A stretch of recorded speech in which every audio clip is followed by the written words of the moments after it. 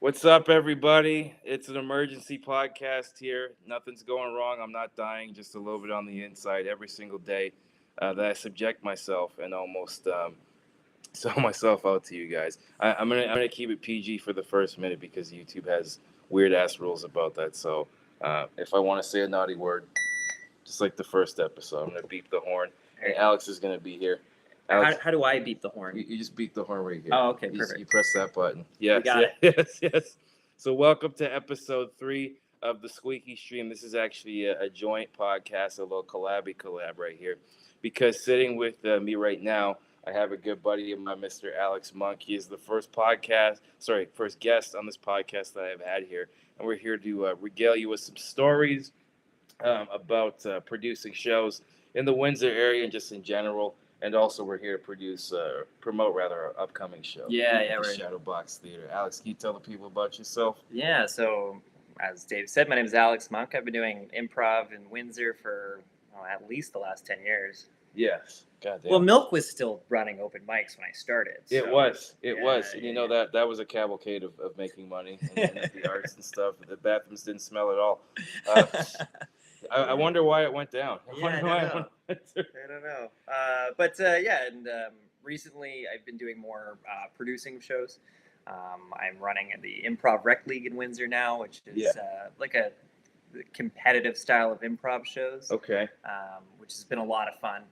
But I'm mostly more on the producing side of those things, and now we're co-producing this stand-up show, which I'm excited for. Yeah.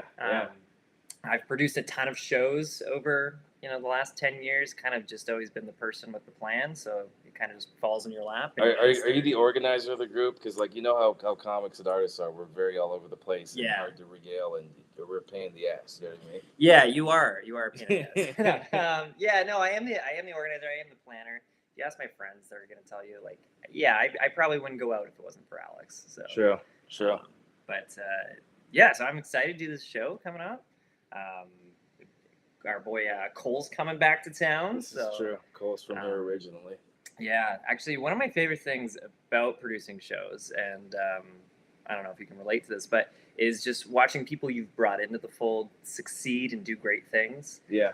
Cole's one of those to me because he started here, he showed up on my show, he said, I want to do this, I want to try it out.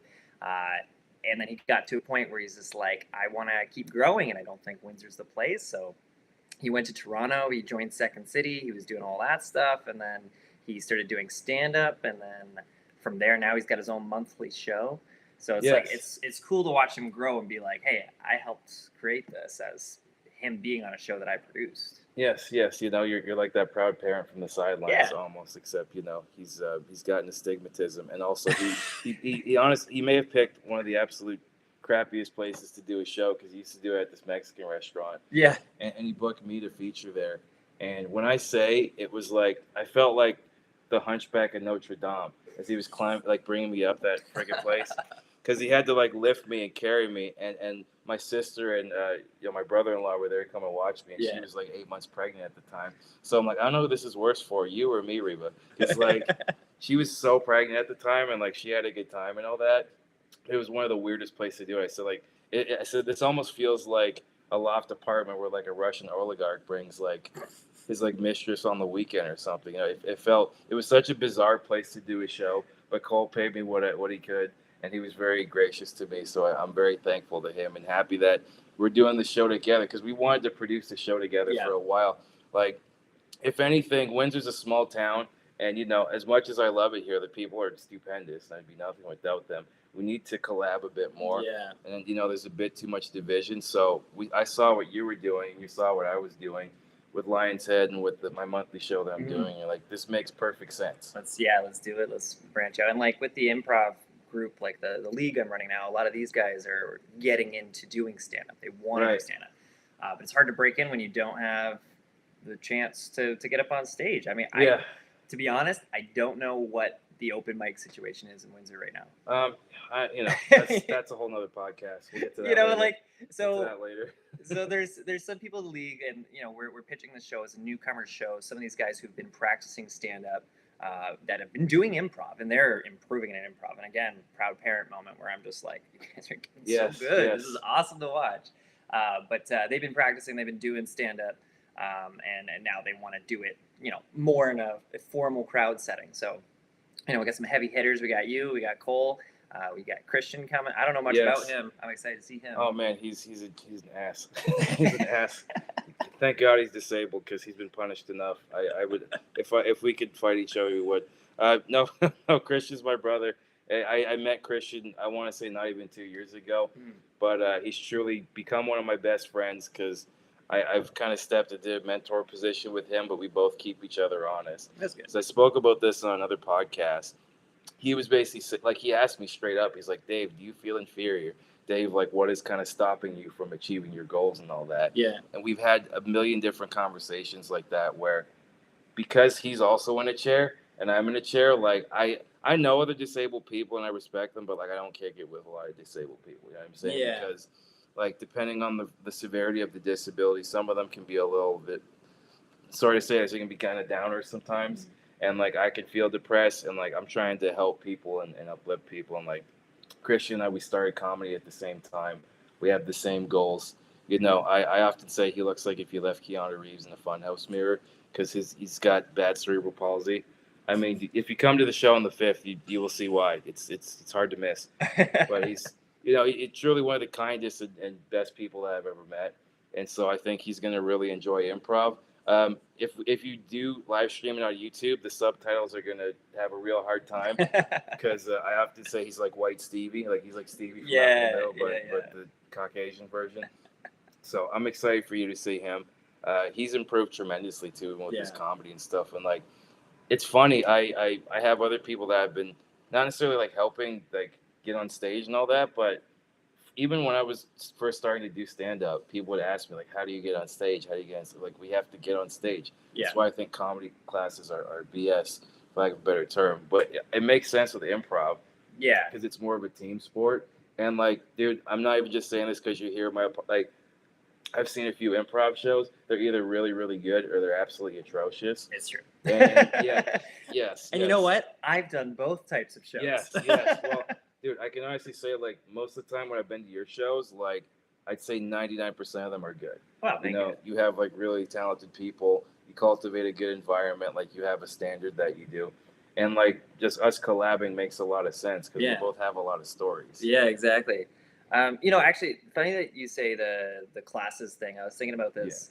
Yeah. I forget who was saying. I was talking with Nolan, so my partner Nolan in the Improv Rec League. Yeah, you've met Nolan before. I have actually. Yeah. So he was telling me that this guy that he knows, a stand-up comedian's like, oh, I'm just gonna move up north to go to take some stand-up comedy class. So bye. And he was just like, I don't know why you would take a stand-up comedy class. And I was like, well, people take improv classes. And we had this whole discussion on what's the difference between stand-up and improv, and why would you take a class for improv and not for stand-up, right? Improv is a great skill because it teaches you how to always land on your feet. You know what I mean? Like you can pivot. You hear that? You hear that, Christian? You son of a. But yeah, you learn how to land on your feet. You can change a situation. You can pivot. You can adapt it. I use it in my professional life all the time at work, interviews, anything. Like it's such a useful skill. It's hard, but it's a useful skill. But the one thing stand-up teaches you that improv doesn't is to teach you how to land on your face without hurting yourself. Well, again, I've done neither one of those things. So like, you fail, right, doing stand-up, but you learn from it. But you have to actually do it in front of crowds to get better. Right. It's much harder to learn in a classroom setting. Yeah, because especially if you're in a controlled environment, like, I hate the term nerf the world or whatever, but I think people want to get into this because they see people with success and like, oh, that looks easy. You're just talking. Yeah. It's like there's so many different components that go into it. And on the producing side, it's even more of a headache. Yeah. But I found like you can even tell me some stories. Like I wanted to save this one for the pod. I was doing a monthly show at Lion's Head for the past year and a half. No longer doing it, but they were great. And one show in particular I was doing, this was a bar show, and you get, let's just say, a real eclectic mix of people. Yeah. A real eclectic mix of people. So it was around Christmas time, and I was on stage. I was hosting all these, and I booked pretty good lineups, and it was just not a great show. But the highlight of the night was there was this couple. They were an elderly couple. They looked like Santa Claus and like Mrs. Claus if they had done quite literally all the meth, and like they weren't having the safe injection, nothing.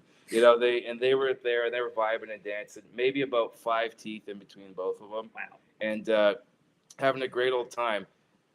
Screwed up the show, but also was the highlight of the show simultaneously.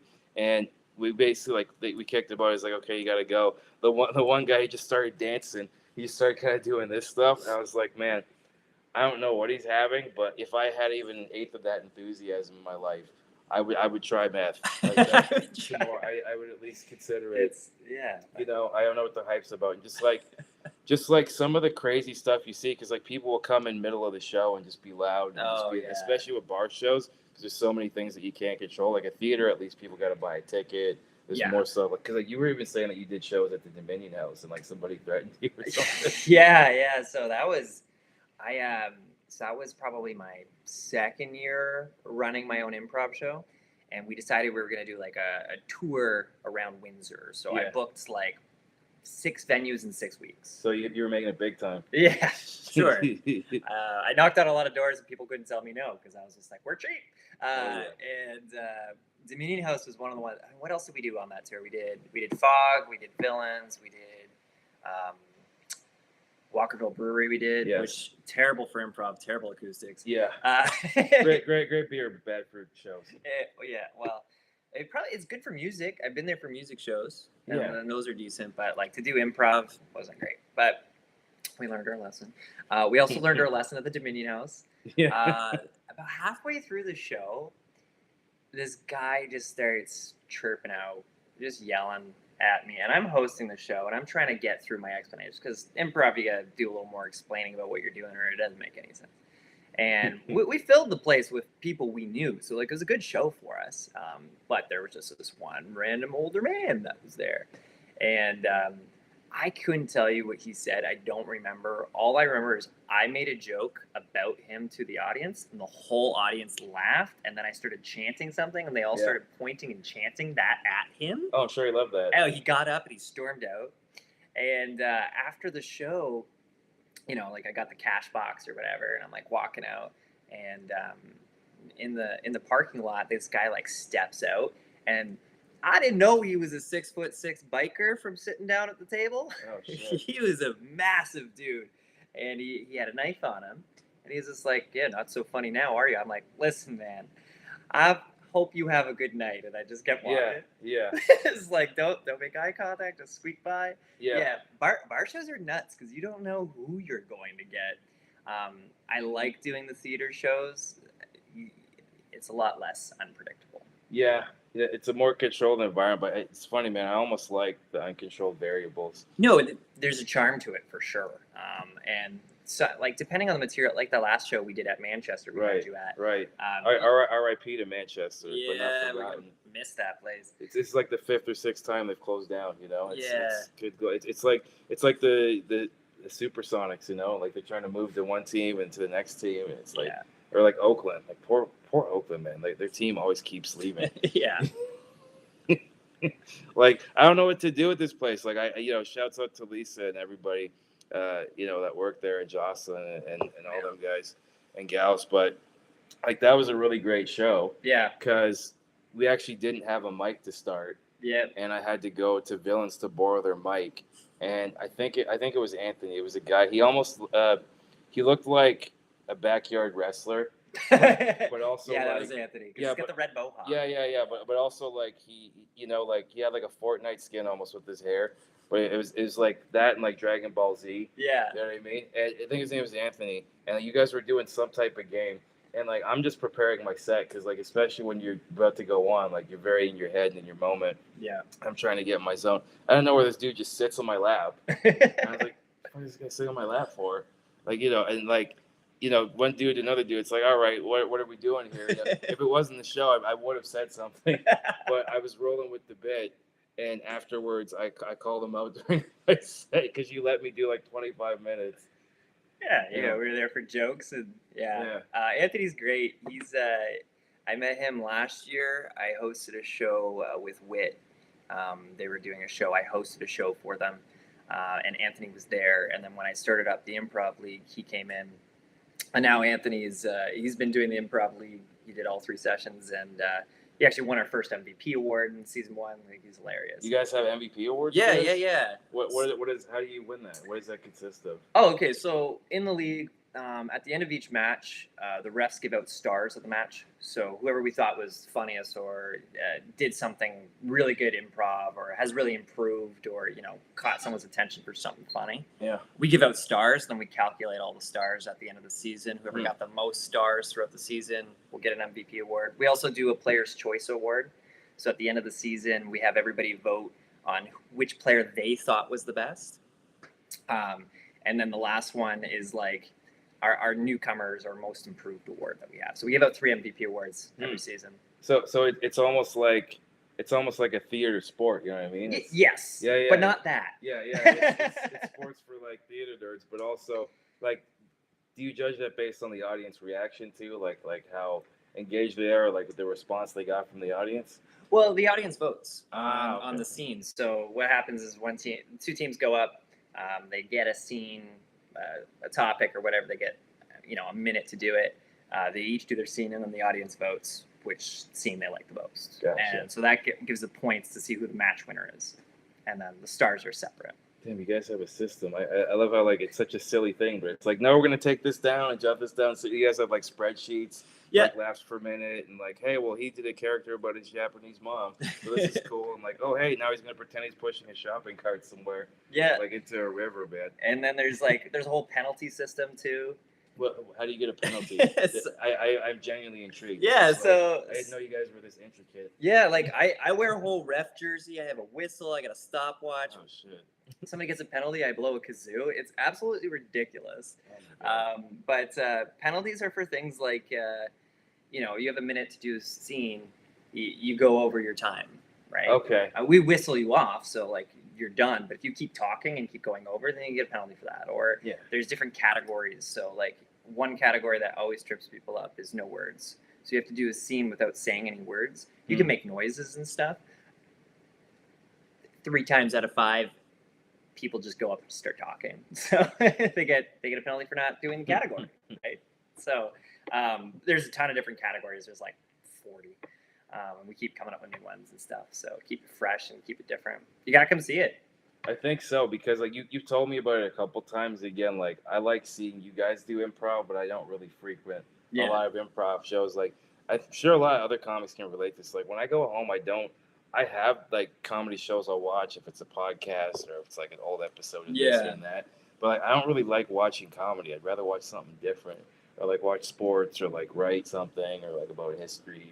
I find because I do improv, it's hard for me to watch stand-up. Yeah. Because their jokes will get filtered in to me on stage because it's off the cuff, right? It's the first thing that comes to my mind, and then all of a sudden I'm spewing some comedian's jokes, and then like that's not good for me performing because people are like, I've seen that. That was Jim Jeffries' special. I think you can be influenced by stuff, but like subconsciously, right? I mean, a lot of musicians have this problem too, right? Like they're writing music and stuff, and then suddenly, you're doing a 4-chord song because you heard it, 10,000 times, right? So I agree with you on that, though. Like, I don't watch a lot of comedy either. People are always surprised by that, and I'm like, I don't know. When you're getting, but also too, like, I was chatting about this with my friend yesterday, and we were hanging out. Like, too much choice is bad for the brain. Because I was reading a study about this. It's like when you have an abundance or a plethora of choice, the more miserable you become because your brain gets overwhelmed and it doesn't like know what to pick first. There's too much stimulus. Like when we were growing up, we had like 7 channels if you just had regular TV, and then came cable, satellite, this, that, and the other. And then you just get overwhelmed, and before you know it, you're scrolling and like, and you don't pick anything. Yeah, and like an hour and a half is passed. Like when I have to go to bed. Like I wasted so much time doing this. Like we call it doom scrolling now, but I feel like doom scrolling just used to be daydreaming. But daydreaming is actually healthy. It helps you process like your thoughts and your experiences from the day. So, like it's actually good for your brain. The brain elasticity or whatever it is. I learned that in school at some point. It's not fully there anymore. I mean, you're a dad, so your brain's in a million different Yeah, directions. but like even as a parent, like my son, he's 2. If there's 10 toys for him to choose from, he freaks out and doesn't want to play with any of them. If you give him a choice between 2, he will pick one and be happy. Yes. Like he doesn't need 10,000 toys. He just needs to pick from 2. Yeah, well, and that's the thing too. Like, I think I've noticed that with improv is like you have to make a choice in that moment, and because of all the content we consume and all the news, like I find the less news I consume, the happier I am. Yeah, like, I don't want to have I already have seasonal depression and depression in general. Yeah. So why would I contribute to that even more? Yeah, I can't watch the news from November to March because the sun, right? Yes. It's seasonal affective. It's just it gets me too, man. It's just it's hard, and the news is also just so depressing. it's always they never show the good stuff. I mean, granted, the good stuff isn't interesting, right? No, and like especially like with what you and I do, like there's different styles of entertainment and comedy, but I more so want to talk about the things we have in common. Yeah. And just especially like we come from a blue collar city, and this is what I tell a lot of newer comics. It's like trim down the fat from your jokes because people have been working 8 to 10 hour shifts. They don't have time to f around. Yeah. Because they can only be out until like a certain time at night. They gotta get up for the morning, get the kids ready, put gas in the car, pay this bill, pay that bill, do this, that, and the other, and like to even carve out a sliver of time to come and see us. Yeah. It's a privilege for them to come and see us. Because again, they gotta get a babysitter. They gotta find a place to park. They gotta figure out what to wear, what they're gonna eat for dinner. They gotta save extra money for this, extra money for drinks. Like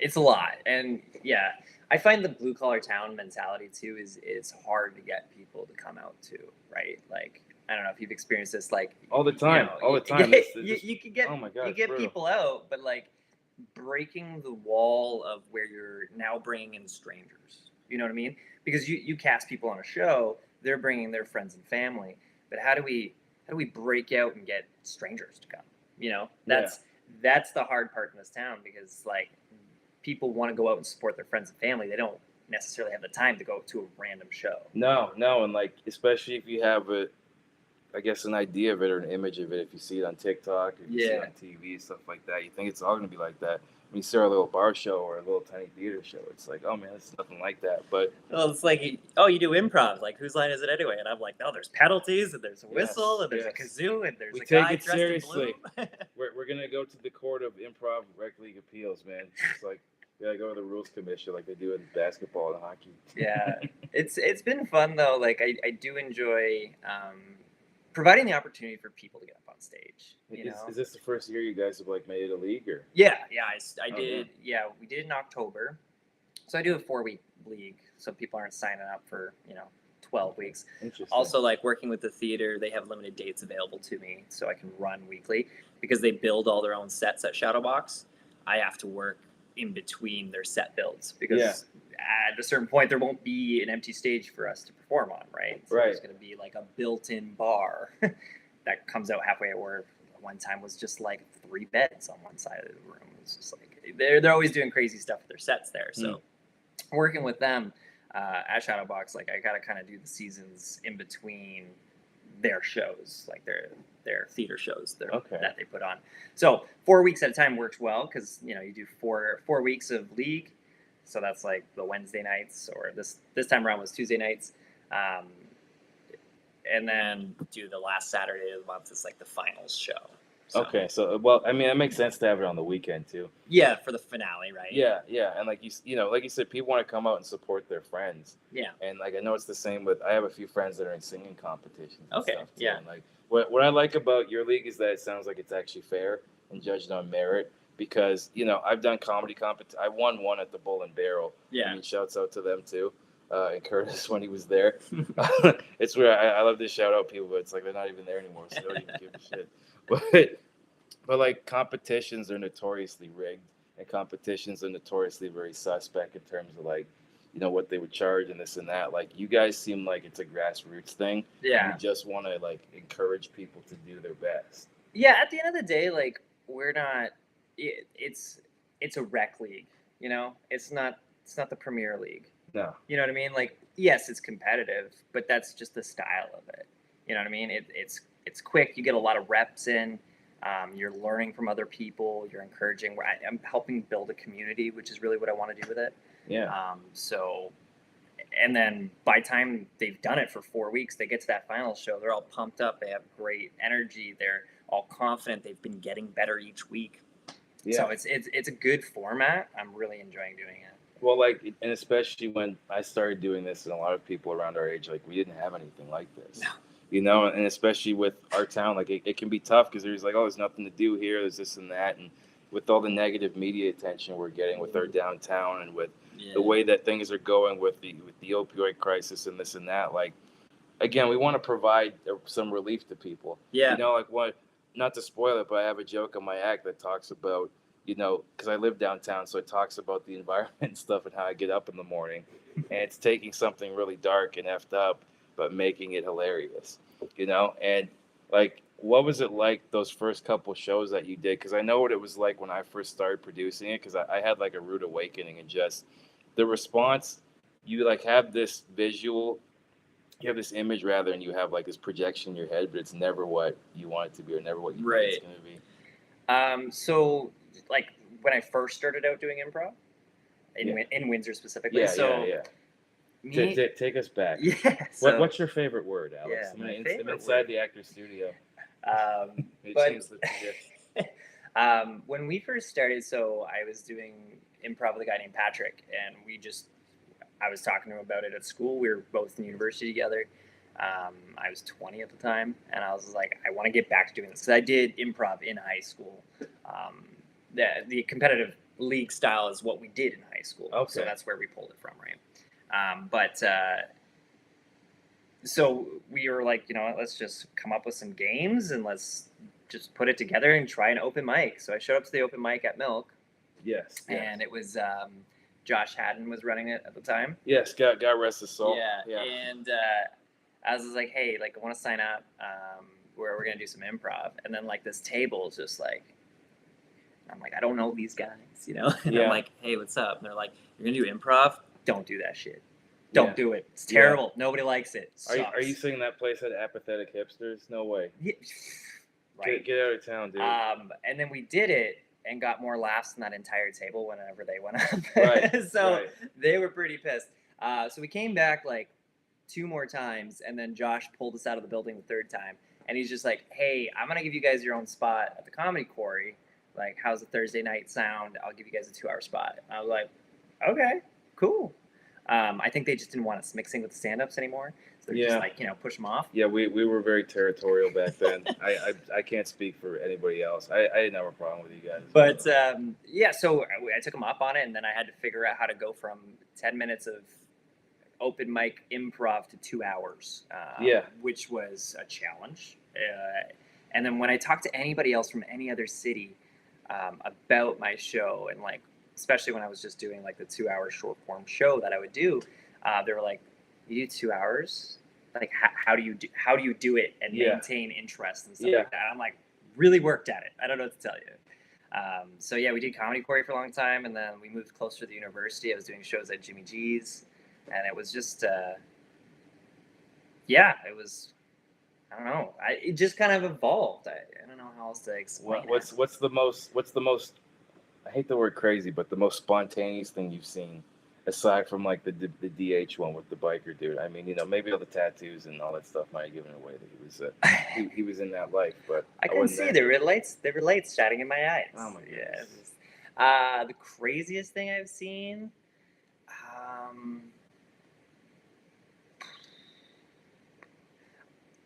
I've seen people strip on stage, full on improv, full on nude. That's happened before. I've seen people, you know, think that it's funny to be like aggressive for no reasons on stage. Oh, they're you know, like just smack somebody, and it's just like, okay. Oh, not even like playfully, like it's a bit type of thing. Yeah, that looks like you were trying to hurt them, but then you're just like, oh, this is an awkward situation. Was it the same biker guy? Did you invite him back? Yeah, actually, he's performing next Friday. No, I'm just kidding. Shit. Yeah, you'll see him on the marquee. But I'm trying to think. I had this one lady this one time. This was at Villians. No, it was at the Man Shop. Sorry, it was at the Man Shop. Okay. And Cole and I were running a show there. Oh god, this is all coming back to me now. Oh man. So she was going. I'm reliving your trauma. You were dissociating for years, dude. She was going through a hard time, I think, that night. So we're doing some bits or whatever, and we called up a volunteer to do sound effects. Right, so it was like a scene where it was just like all the sound effects are gonna be voiced by this random audience member. So we gave them a mic. We gave this woman a mic. Okay. And then the scene ended. And then for the next 25 minutes, she talked into the mic about how she just lost her job, about how her daughter and her are fighting, how she's got a flat tire. It was just like everything was about her all of a sudden. But did she yes and? No. Oh, No. She just kept going. She yes anded herself. She just kept going and going. And Cole and I are standing there. We're like, this is the show now. Oh my God. Enjoy. She was having her own separate podcast for you guys. Exactly. And we're just like, we're like trying to get the bartender to help. And he's like, I can't get the mic. Dude, it sounds like her whole life is like 5 different Jelly Roll songs. Like it's just depressing thing after depressing thing, and there's Ozempic at the end, even though it probably wasn't a thing back then. Yeah, it was not. Yeah, but that was the last 20 minutes of that show. Damn. Was this woman took our mic and She would had not 20 give it minutes? back. She wouldn't give the mic back. What do? You gonna fight her? I was gonna say she should open for me.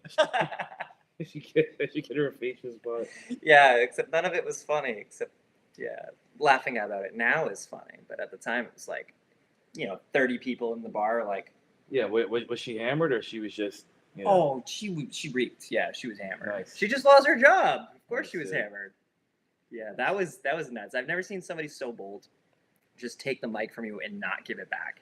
Oh, I have. Many times. You That kidding happens me? to you? You know how many crappy rooms I've done, man? Like, because that's the thing. Like, everybody wants like the easy out. It's like there's no shortcuts, man. Like, one of my favorite comics, Joey Diaz, is like open mics like that are like hand-to-hand combat because you're like right next to somebody, and there's just the immediacy of the moment. Because I used to be so married to like saying like, okay, I have to make sure I get this perfect and that perfect because you're so in your head about stuff. Then I'm like, why do I give a shit about this? Like nobody cares what my set list is. They don't know what my set list is. Like, that's it. They just kind of riff. Like in London on the weekend, I'm gonna talk about this in my act. I try and make a joke out of it, but we were on our way to the venue. Like our hotel wasn't far from the venue, and I saw this indigenous guy. He like was sitting in a corner, like this little kind of like step outside of a shop. He just smiled at me, and he gave me a wink, and his head went down. I was like, "What is he? Why did his head go down?" And I'm like, "Okay, I don't even want to know this. I'm not even engaging because I just don't engage." Yeah. And my friend that I was with, he turns to me, he just busts a gut laughing. So I'm like, "Why?" Because the dude's like straight up smoking like crack right there, and then the girl from the mushroom shop was like, "Hey, you can't smoke crack out here, man." So I was like, I never thought I'd see the day where like a mushroom shop has moral superiority in terms of what drugs you can and cannot do within like 100 blocks of their business. Hey, you're bringing our rep down. Yeah. And I said on stage, I'm like, London, you guys have your priorities all set. And then I made some strip club jokes. That's a whole different story. Like, it was a wild night, dude. And like, that's what I love about comedy. Like, even what you guys are very in the moment. Yeah. Which I feel like a lot of even improv people, they're not really being in the moment. They're just going with like a bunch of stuff that works. And I don't know. I hate like quirky comedy. I don't know, like it's just getting into my philosophy. I don't like when people are being cute and stuff or trying to be. It's like talk about some real stuff. Talk about some real thing. That's what people relate to. Like it's the good stuff. To me, when you're trying to put on an act, some people can see right through it. So it's almost an advantage being from like a crappy blue collar town. Because you got no time to mess around. Yeah, that's true. Some people definitely like. Funny people aren't always good at improv. Interesting. And some of the best improvisers I know are not funny. What do you mean? Explain that. Extrapolate. So that, like, I kind of have a sense, but yeah. Yeah. So like, some people very funny in conversation. You're hanging out with them. You're laughing all the time. Right. They don't know how to give and take on stage. Right. With other people on stage, and they just bring it down. Which it happens. It's a skill to perform with other people, right? And if you're funny naturally and like in social settings and stuff like that, that doesn't always translate on stage in the form of improv. some of the best improvisers I know are the ones that are setting other people up for the joke. Yeah. They see the joke 2 minutes away and they're putting down all the building blocks to make this other person be the funniest one on stage. Okay. I see. And those are some of the best improvisers I know. Yeah. Are the ones who can set you up from a mile away. Yeah, because like, you know what it is? I love the word intrinsic value. There's intrinsic value, and everything means like something that doesn't look like it's related is very related to the next thing. Because I found like as I've gotten better socializing in my life and diversifying the people in my life, and you probably find this too, you know, like you got like a family and stuff, and you meet people you wouldn't normally meet. That almost broadens your perspective and opens up new pathways in your brain. Yeah. And then I find it's good for a number of different cognitive things, but also just your own state of mind. Like that translates to on stage. Because like when you're miserable on stage, like I almost call it pressing play on your act. It's like you don't care what the audience is giving, like you're not listening. There has to be this give and take. Like I've seen people like when nobody's listening, just say jokes and just like not give anything back. And I'm like, how could you do that? Yeah, you're phoning it in at that point, right? And I've seen it when people are having a bad day do improv, and it's just like I've seen people like either shut down or be spiteful towards the audience, which improv, you don't normally heckle the audience. You know, if you're getting heckled, you win them over in improv. Yeah. Whereas like you beat them in stand up, you know what I mean? Yeah. I see that a lot of times. Blaming the audience, I just think is a rookie mistake. Yeah. You know, like sometimes they do suck, granted, like sometimes it is them. But very, very rarely I'll say there's a way I can get them. There's a way I can kind of navigate their sensibilities and these parameters. Yeah. And hosting improv too is interesting. So like I almost always host the shows that I do when it's an improv show, and like I'll perform it and stuff too. But as the host and like in the league too, like as the ref, it's not my job to be the funniest on stage. It's my job to feel the audience and make sure we're going down the right path. Right. It's my job to make sure we're winning the audience over the whole time. Right. So like when I do the rec league, like I'm the ref, I'm the big bad ref. I'm keeping things on track, and I'm, you know, but I'll make jokes to lift up if it was a poor scene, you know, to kind of elevate, you know, the overall feel and like that energy in the crowd. You know what I mean? Do you find it almost helps you too? Like honestly, because when you're noticing the holes and like the strengths and weaknesses in others, doesn't it almost make you reevaluate yourself in a sense? Oh, 100%. Like, yeah. And not even just in improv, just in general. Yeah. Oh yeah. And, you know, I think the best way to learn about yourself is to watch others. Yeah. Like, to be honest. And I learn new things about myself all the time doing improv. I was gonna say like what's the biggest lesson you think you've learned from improv? Just, you know, I think when I started, I had a pretty high opinion of myself. Thought I was, you know, God Almighty, and I'd be like, I don't really want to, you know, perform with them. Like they're not going to be able to keep up with me and stuff like that. Mm-hmm. And what I really learned was I really shine greatest when I'm trying to help lift other people up. And that is way more powerful and makes for a better show than if you stack the cast with 4 studs.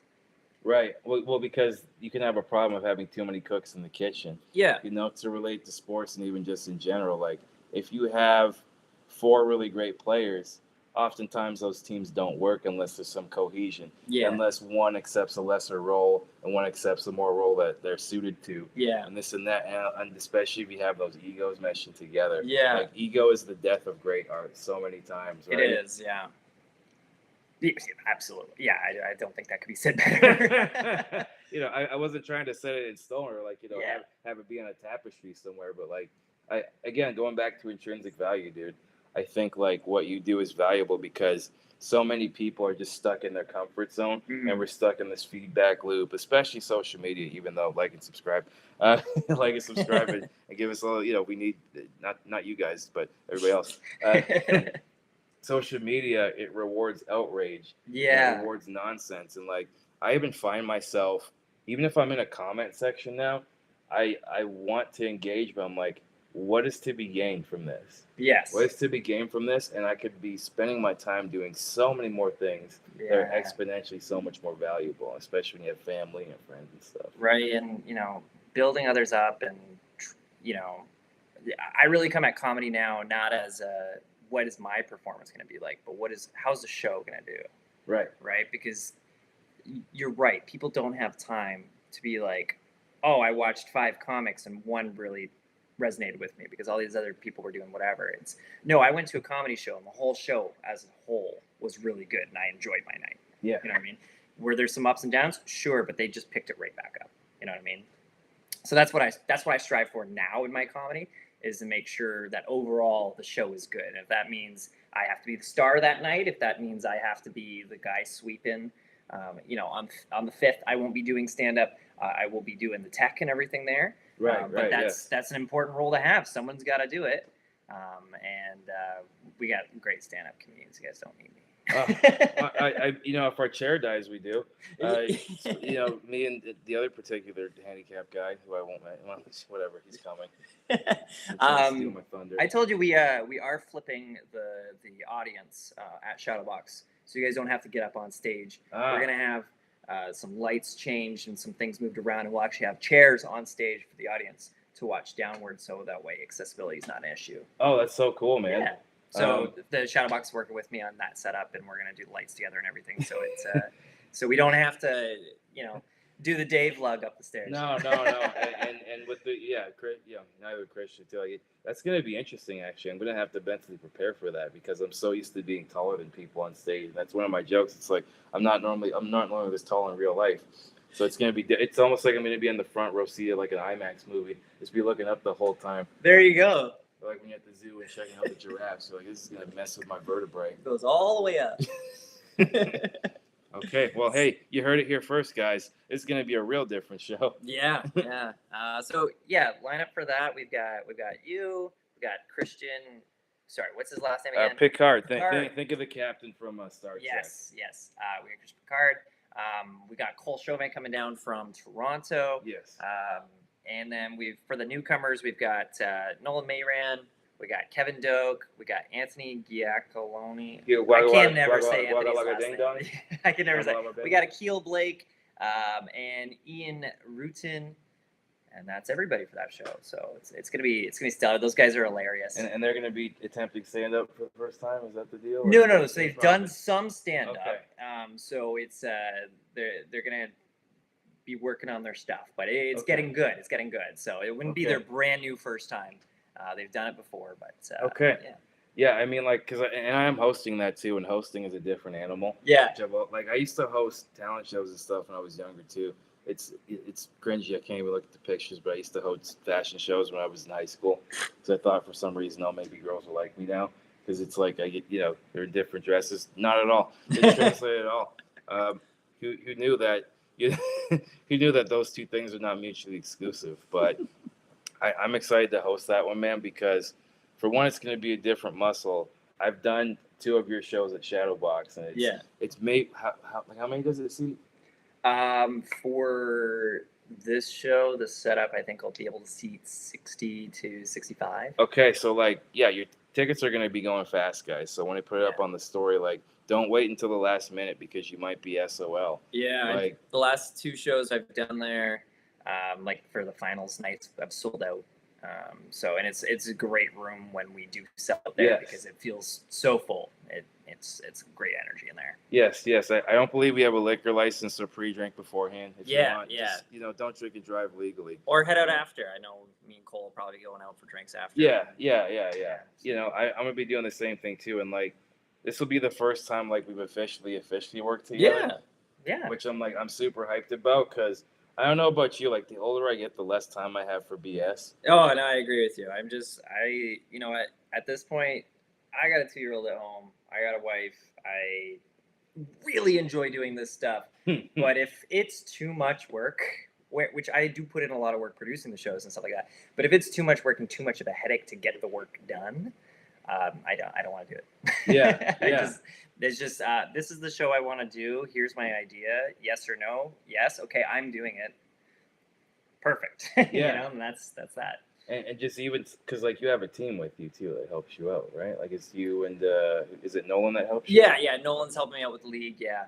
I kind of take the lead on like the ideas and stuff like that, and then I let him know where I need the assistance and whatnot. And Nolan's great with that partnership. And I just to give you an idea of what Nolan looks like, I said he looks like if you shrunk Wolverine in the microwave, and he's just getting over, he's just going through his second round of chemo, so he just got the hair growing back, but not in places that he wants. That's YouTube friendly. I didn't say any naughty words, so don't flag my YouTube dork. No. That's so funny. I know. I can't wait to show him that. You have to. Not watching. Yes. Stay till the end just to hear insults about you, Nolan. But nothing I wouldn't say to his face. You know what I mean? Yeah. He is just as short as me, but I'm looking up at him because I'm looking up at everybody. Yeah, he's really great to work with, and we understand a lot of the same goals, just like you and I do. Like this show is easy to put together because we're just like, this is what we're gonna do. This is how we're gonna do it. Boom, boom, boom, boom, boom. Yeah, because like honestly, guys, I think the more you guys show out and support this and like support stuff like this, we will do this. I'd like to do this, maybe not monthly, but maybe every other month would be great. Because we always want newer people, and I get hit up a bunch saying like, where do I get on stage in Windsor and this and that. Because like open mics are rough, and nothing against open mics, but open mics are not always the best place too, especially if there's too many other art forms going on. Yeah. When you just want to do comedy and just kind of riff and like see what your style is. Yeah. This might be the show for you. Yeah, absolutely. So quick note about open mics. Yeah. Best open mic I've ever been a part of. In 2019, I moved away to BC for a couple years. Okay. We moved there, and then it was like, boom, COVID. So Yes. Beautiful place to be quarantined. Yeah. We were living in Kelowna, but their open mic scene, they have regularly 30 people going on open mic every Thursday. Mm-hmm. The guy who runs it, I don't know if you're watching, David Kopp, but he's a wonderful guy. Does a great job of like the way he structures it is just so fantastic for community development, for growth. He's not like pushy on notes. He's just like, hey, if you want notes on your set, if you want, an input, come see me. I'll let you know what I think. Yeah. If you are doing really well, he lets you do like a headliner spot at the open mic. If you're doing really well at that, you want to practice, hosting, like there's the host role at the open mics too, so that he gives people opportunities to work on different skills in that. And then like he'll take people from the open mics to do like charity shows on Sundays to kind of build your skills, and then they have a flagship show on the Fridays, and it's just like he just does a great job of farming these people, developing them, and then putting them in higher and higher stakes shows to develop their skills in Really? less pressure way. It's such a fantastic way to do open mics. Honestly, dude, like that sounds like I used to do Toastmasters. Yeah. And they have like different levels to that. And I almost think that's a way to do it for some people, because I do think some people, I am old school in that sense. You just got to get on stage and then trial and error. But some people do need the structure, and some people do need a blueprint. Yeah. Because in Toastmasters, we had the counter grammarian. So every time you said and like and so and a bunch of other BS filler words. Yeah, or like, or if you if you had a specific topic, like you had icebreaker topics, you have a topic where you have to research a historical event or figure and talk about that. You have to very much curate your speech to a certain thing and a certain idea. Yeah. And then you reach a competent communicator thing. And then I think the top level is when you can do conferences and stuff. So It's a way to get people out of their comfort zone, because it's a lot of people that were like newer to Canada and who had huge stage fright and a lot of anxiety and stuff like that. And do you like, what's the best feeling that you have when you see, because this is what people don't understand. It doesn't happen overnight. It's very rare that you'll get somebody that just kind of can pick it up like that. Yeah. Just pick up a skill like that. Most people have incremental improvement, which is why I think George Lopez even said this like that. One of his, I think it was Eric Estrada, who was a comic they saw, and he was very dismissive to him. Yeah. And then when he saw Eric Estrada, he basically told him to F off, because, like, you were my idol and you kind of treat me like crap, because you never know what somebody's going to do in your life. Because it's a catch-22. You almost need that motivation and people doubting you to fuel you and to re-engage and really facilitate that motivation. But do you find seeing the incremental improvement the most satisfying when people have a skill set they maybe didn't have, like in your league? 100%. Yeah. And that's like, I do teach improv classes through the theater. Noel and I actually have a set of improv classes coming up in June. Okay. But seeing that incremental growth, we have this one person in our league. She did night 1, season 1 in November, and she was just like, I can't do this. I'm quitting. And she's just like, she was getting shut down on stage. She was, not able to get all of her words out. Last night, like, we convinced her to stay on. She stayed on for the whole season, came back for season 2, came back for season 3. Last night she did an entire 45-second scene by herself, and it was fantastic. And like, seeing her improve is just like, it's the best feeling. And we're seeing that with a bunch of the group, especially the ones who've been there season 1, 2, and 3 now. Like, they're all improving. Their confidence is building. They're being more outgoing. Like, that's what I'm doing it for. What I mean? I know I can do a show and it'll be fun, but at the end of the day, I want to see and help other people improve, and that's really rewarding to me. I mean, that's the coach and human kinetics recreation background that I got going on here. My uncle was talking to me, I don't know, a few months ago, and he's just like, yeah, so like, it's good to hear you're doing all the improv stuff. Like, your degree really helped you with that. And I'm like, I got my degree in human kinetics. What are you talking about? Is your uncle Mr. Mackey from South Park? Okay, it's good that you're doing stuff over here. Yeah, but I was like, did you think I went to school for drama? He's just like, kinda. And I was like, no, like, oh my god, I work in recreation. Like, I got a human kinetics degree. Like, sometimes when you say it's, like, sometimes I do feel like a stripper. Like, when I go home and stuff, and it's just like I'm treated the same way. In a sense, it's like, yeah, we don't really talk about it. It's shameful, but like, whatever.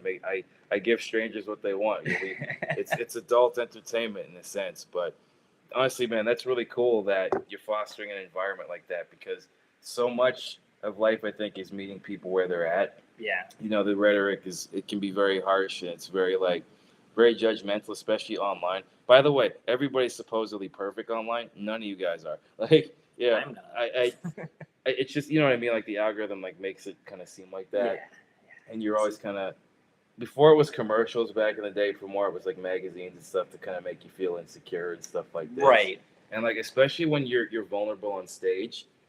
I've spoken about this in other podcasts and just people off stage.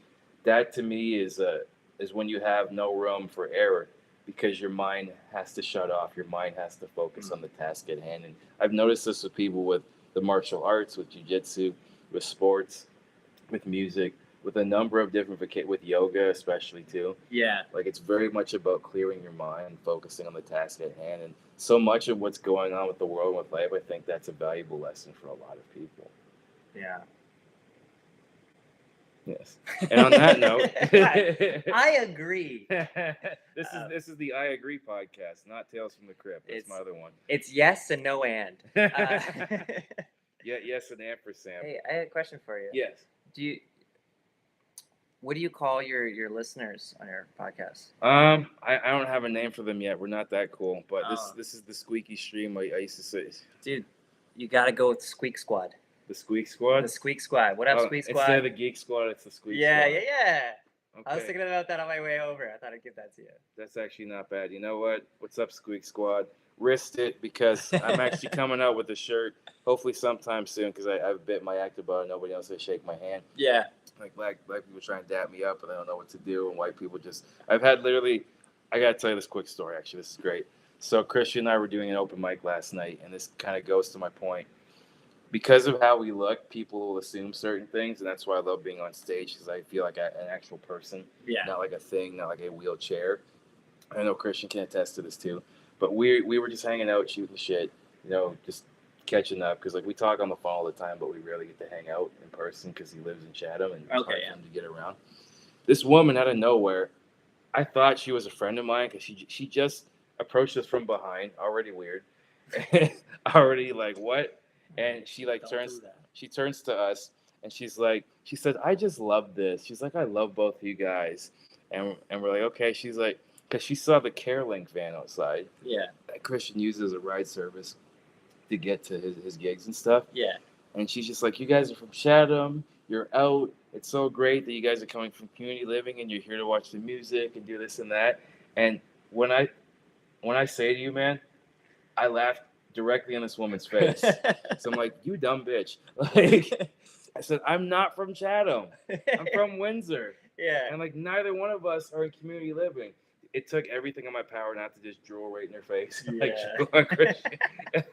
like we were laughing so hard we could not breathe because I'm like, I knew her heart was in the right place. She meant nothing by it. Yeah. But just the stupidity. It's Yeah, like the assumptions, right? it's like we're talking normally. Well, not Christian. But we're talking Sorry, dude. I'm sorry. You've been catching too many strays. You're my dog.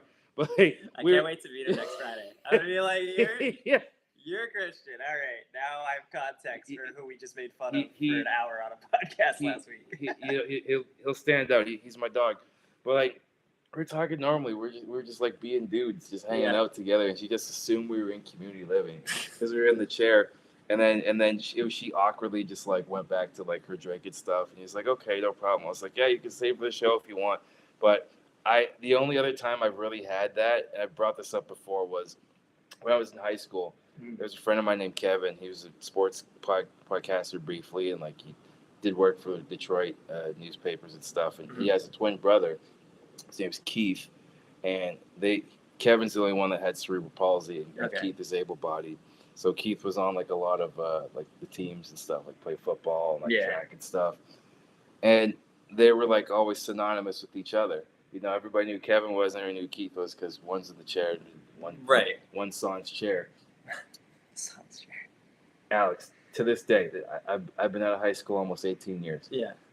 I can't tell you the amount of times when some of these people who I've maybe said 5 words to in my entire life come up to me and say, hey, how you doing? Like they're super like pally and chummy with me. I'm like, oh, it's great. And they'd be like, you have a brother, don't you? And I'm like, yeah, but he's in Buffalo and he's my half brother. Yeah, and not what you're thinking. He's like, you have a brother. I was like, dude, I look nothing like. I love you, Kevin, but like you're so much darker than me, bro. Like, we don't have the same disability. We don't have the same speech pattern. Like, we could not be more different. Kevin's very type A and by the book. I'm me and just insane. Like, that's fine, dude. Like, I wanted to talk about, but I didn't have a chance to last night. But just there's nothing wrong inherently with making assumptions. There's nothing wrong with like noticing things. Yeah. But talk to the person first because you don't know where they're at. Yeah. And especially like when people first hear it, and you've heard some of the things that came out of my mouth. Oh yeah. You're just like, I can't. Sometimes even as I'm saying, I'm like, I can't believe I said that shit. But that's part of the fun. Yeah. Is to say it, not to say I'm gonna get away with it, and like also to make it relatable and hilarious, and Christian's a great comic too in that regard too. Mm-hmm. But we run into stuff like that all the time, and I could sit here and be mad about it and like feel like a victim, but I don't want to be a victim. Yeah. Being mad about it and feeling a victim. Who's that hurt at the end of the day? Us. Because that woman with the drink ain't ever gonna see you again. Maybe I will. You never know. She might. Hey, if we ever do something at community living, she'll be there. If I ever see her on an off ramp somewhere, Yeah. Anyways, I think on that note, we're gonna call it there. Guys, check us out June 5th at the Shadowbox Theater. Yes. Dave is going to be hosting the show. We've got Cole Chauvin coming in from Toronto. Great lineup. We get to meet the infamous Christian. If you haven't met him already, excited for that. That's 7 o'clock at Shadowbox. Tickets are on sale on Eventbrite. You can hit Dave up for a link. Yes, they're 20. I think they're 22 something on Eventbrite. They're the same at the door, right? Yep. Yeah. So it's 20 even. You don't have to break nothing. It's all going to the artist. It's going to a good cost. Again, no liquor license, but drink before or after. Do what you got to do to tune up a little bit. But this is my first time ever like collabing with you, and hopefully it's one of many, my friend. Thank you for being on the podcast. Like I said, I watched your other podcast. I was like, we need to do something. We're already doing a show. We need to do something. 100%. You are officially the first guest. What are we calling my fans now? Squeak Squad. Hey, what's up, Squeak Squad? I'm gonna get used to that. We're gonna get some T-shirts made. Also, too, other plugs that are happening. I'm going to be in Sarnia this Friday, May the 29th, at AJ's Bar and Music Hall. I'm doing the infamous Christian's Picard show, the Breakaway Comedy Circuit. Also going to be there June the 13th. I'm in Toronto on May the 31st. I can't really tell you the venue because I can't really tell you, but I'll be in Toronto. Check my stuff out. June the 5th with Alex doing that show. June the 27th, we're back at the infamous Villians Beastro for the Super Villains of Comedy. I got King Jernigan headlining that. Shannon Strong, my boy David Seeley, he's done Yuck Yucks and a bunch of cool stuff. Across Ontario, he's going to be featuring. I'll be on there as well. I think I left out a date. Oh, yeah, I said the 12th. No, I think that's all of them. I think that's all the dates. Nice. If you want any updates, if you're watching on Instagram, just go to my Instagram, at Dave Squeaky Wheels, DAVESQUEAK. WHEEL, Wheels with a Z. And then if you're watching this on my YouTube, please subscribe because we're looking to grow this channel. We're doing a weekly show here. I'll be doing mostly solo stuff on here, but we'll be collabing more with Alex. Maybe get Nolan on. We can get some other people on from the Improv League. We could do like almost what we should do is we should stream it live. We should kind of have, how reality shows that kind of like talk about after it. Right. They do like a post game. Yeah. Maybe we should do like a post Like improv thing. Honestly, me and Nolan do that after every improv show. Okay, well, never mind. We don't stream it though. Like Oh, it would be fun to stream it. Or I talk think about it. we should stream it and then we should do like some live chat and some live questions Yeah. and stuff. And the more we grow the channel, the more we're gonna kind of branch out and get people out. Sounds good, man. And if you guys are interested in the Improv Rec League, like Dave has been, you can find us on Facebook. We have our season 3 finals this Saturday, May 30th. We're actually doing that at the hall behind Glenwood Church. It's a sweet little hidden venue spot. That show is at 7 o'clock. Those tickets are also $20. You can buy them on Eventbrite or at the door. You can hit us up on Facebook. That's kind of where we're at right now. Yep. And then we got a special announcement, something that we're going to be doing this summer that we are announcing on June 5th. That stand-up show, we will be announcing it with all the details then. So if you guys want a special announcement from the IRL, come on out to our stand-up show. Come on out to find out in real time, you guys. And again, like and subscribe. I appreciate all you guys for tuning in. See you Squeak stream. See you Squeak. What is it? Squeak Squad. Squeak Squad. It's hard to say. I know. Plus, I'm a podhead and I've been up early, so excuse me, guys. See you Squeak Squad. Wrist it. Appreciate all y'all. Thank you so much, Alex, for doing this, my man. And we will do this again. You guys have a stupendous rest of your night, and come and see me live and come and see us live. We are going to be worth the price of admission. Cheers, everybody. Have a good rest of your night. Have a good night. Okay. And this one.